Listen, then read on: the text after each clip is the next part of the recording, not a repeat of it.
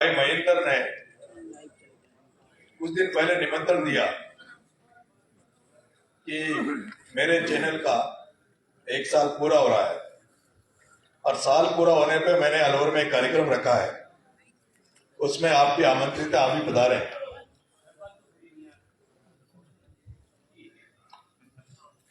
और जब भाई महेंद्र ने मुझे निमंत्रण दिया तब मैंने भाई को कहा कि आप मेरे लिए जब 600 किलोमीटर चल के 12 में मेरा इंटरव्यू लेने आ सकते हो तो मैं भी आपका कहीं भी किसी भी जगह पर आपके लिए समय निकाल के अलवर में आऊंगा।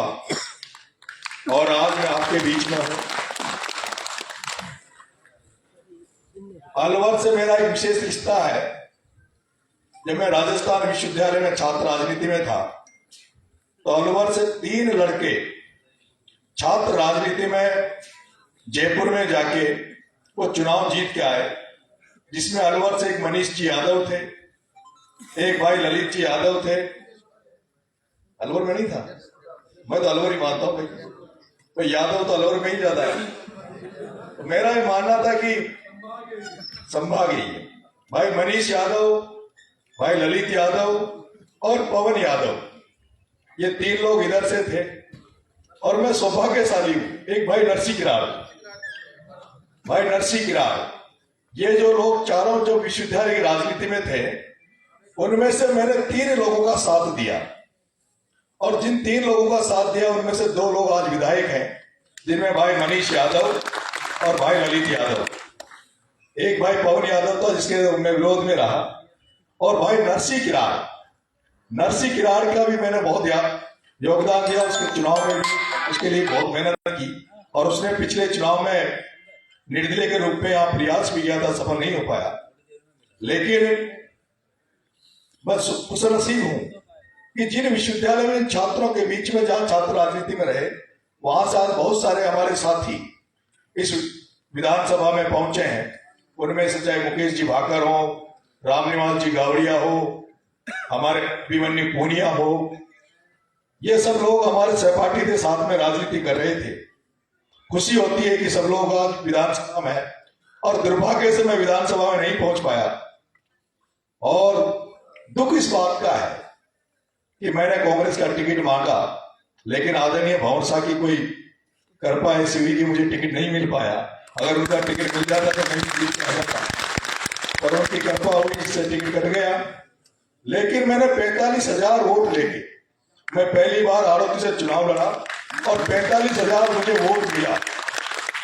क्योंकि जिस तरह से भाई महेंद्र पत्रकारिता कर रहा है, जिस दबंगता से, जिस निडरता से, जिस सच्चाई से भाई महेंद्र जनता की बात को रखता है और नेताओं को उनकी हकीकत से वाकिफ कराता है, उसी तरह से उसी पर चिन्हों में चलते हुए मैंने भी राजनीति में रह के कभी डरना और निडरता से राजनीति करी है। और जहां मुझे लगता है कि ऐसे नेता जो राजनीति को अपनी मुट्ठी में रखना चाहते हैं, राजनीति को अपने कब्जे में रखना चाहते हैं, राजनीति को अपने परिवार तक ही सीमित रखना चाहते हैं, जहां ऐसा लगता है कि ये लोग हमें आगे नहीं बढ़ने देना चाहते हैं, चाहे वो कितना ही बड़ा नेता रहा हो, उसके सामने खड़ा होने का हम प्रयास करते हैं। और यही छात्र राजनीति से हमने सीखा है।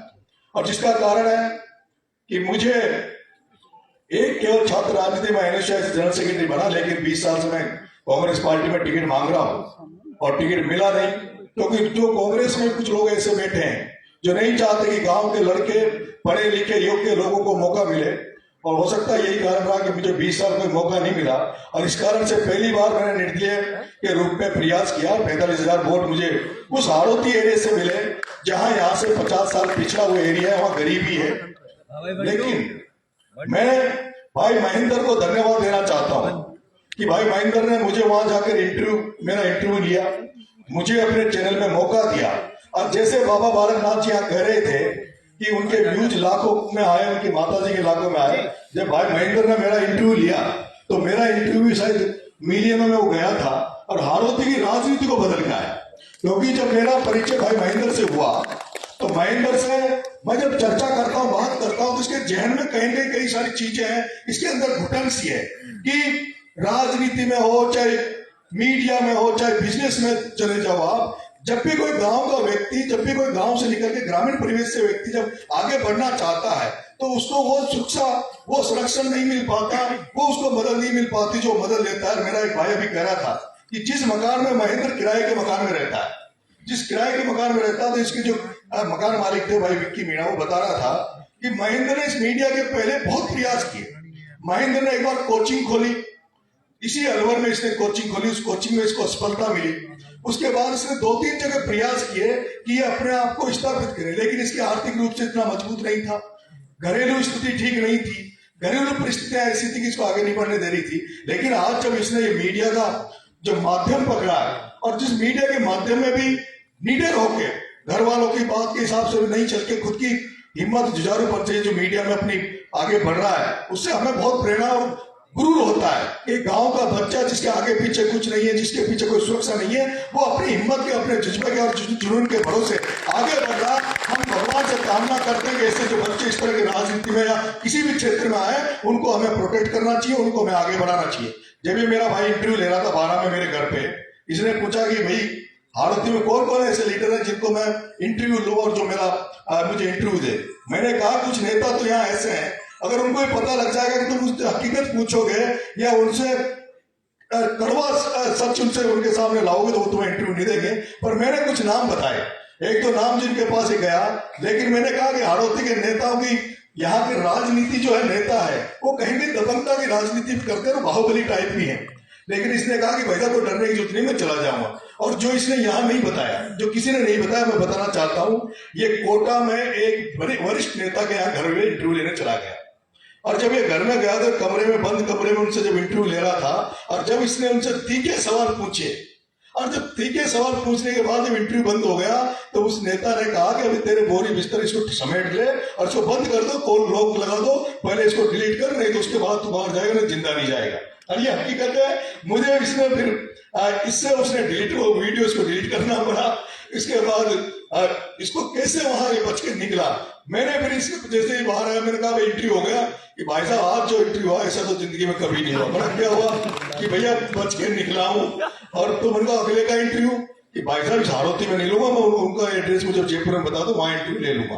तो ऐसे कई हालात हमारे आमने सामने रहते हैं जहां हमें, लेकिन मेरा ये निवेदन है, जिंदगी है तो सब कुछ है, आप इतना भी निडर ना बने कि हमारे घर वालों को दिक्कत हो, हमारे परिवार को दिक्कत हो, क्योंकि घर वाले और परिवार वाले भी हमें बहुत ज्यादा हम पे आसार उम्मीद करते हैं, क्योंकि मैं भी राजनीति में हूं।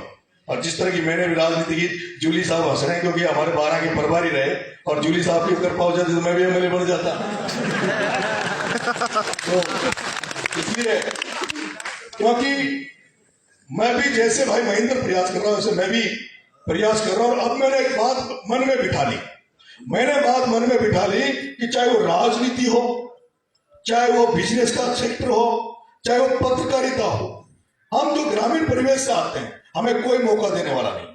हमें अपने आप में आत्मविश्वास, विल पावर को बना के हमें खुद को रास्ता बनाना होगा, हमें खुद को रास्ता ढूंढना होगा। और यही सोच के मैंने अभी विधानसभा में प्रयास किया, अभी आने वाले समय में मैं लोकसभा से भी प्रयास कर रहा हूं और 2 साल से मैं चुनाव की तैयारी कर रहा हूं। और ये सोच के कर रहा हूं कि मैं केवल अकेला मैदान में उतरूंगा, जिसको साथ लगना होगा साथ लगेगा, जिसको मदद करनी होगी मदद करेगी। क्योंकि मैं जब तक अगर विल पावर मेरी नहीं होगी, जब तक मैं खड़ा नहीं होगा, जब तक कोई मेरे साथ खड़ा होने वाला नहीं है। तो भाई महेंद्र जी, आपका सफलतम साल रहा है, आपका जो साल भर निकला है वो सफलतम निकला है। भगवान से, ईश्वर से कामना करते हैं कि आने वाले समय में राजस्थान के मीडिया में आपको राजस्थान का मुख्यमंत्री, राजस्थान का विपक्ष का नेता, राजस्थान का बड़ा सा बड़ा व्यक्ति, ऐसा समय आए कि अगले साल आपको फोन करके बुलाए कि महेंद्र जी हमें टाइम दे दो, हमें इंटरव्यू दे दो। ऐसा समय हम चाहते हैं कि आपके साथ समय में आए। और ये आपकी सफलता का एक कारण मैं बता देना चाहता हूं कि आप इसमें सबसे बड़े सफल रहे हो कि आपके यहाँ पूरी अलवर जिले की पक्ष और विपक्ष दोनों पार्टियों के सारे वरिष्ठ नेता आपके मंच में विराजमान है। इससे ज्यादा सफलता कुछ हो नहीं सकती। जिस तरह से आज मोदी जी का कार्यक्रम था, उसको छोड़ के बालकनाथ जी आपके मंच पे आए, जसवंत जी यादव साहब शायद इसीलिए आप यहाँ नहीं आ पाए, उनके बेटे मोहित जी आपके बीच में आए। तो मैं तो आपको बहुत बहुत शुभकामनाएं देता हूं। भगवान आप आगे बढ़े। और क्योंकि मैं इनसे बात करता हूं भाई महेंद्र से, तो इसके जहन में कहीं कहीं गरीबों के प्रति, ग्रामीण परिवेश के प्रति, किसानों के प्रति एक विशेष दर्द है। ये दर्द आपके पास हमेशा रहे। इसी के साथ आपको राम राम साहब, धन्यवाद, जय हिंद, जय भारत। इसके बाद में मैं चाहूंगा